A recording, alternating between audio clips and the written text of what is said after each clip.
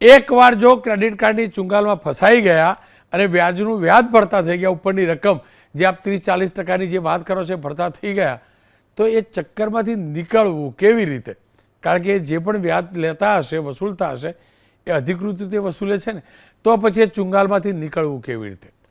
જો બહુ સિમ્પલ છે. આપણે home loan, car loan, credit card loan, personal loan, આ બધી લોનો જો ભેગી થઈ ગઈ છે ને આપણે ફસાઈ ગયા છે. ક્રેડિટ કાર્ડ લોન કોઈ બી સ્માર્ટ વ્યક્તિ ત્યારે જ લેશે જ્યારે બીજી કોઈ જગ્યાએ લોન ના ભરી શકે.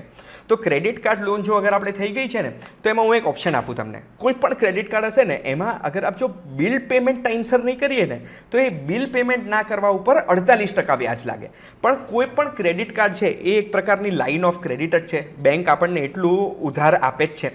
તો આ લાઇન ઓફ ક્રેડિટ આપણને મળી છે ને, તો આપણે બેંકને ફોન કરીને કહેવાનું છે કે મને તું એક પર્સનલ લોન કરી આપ આ કાર્ડ ઉપર.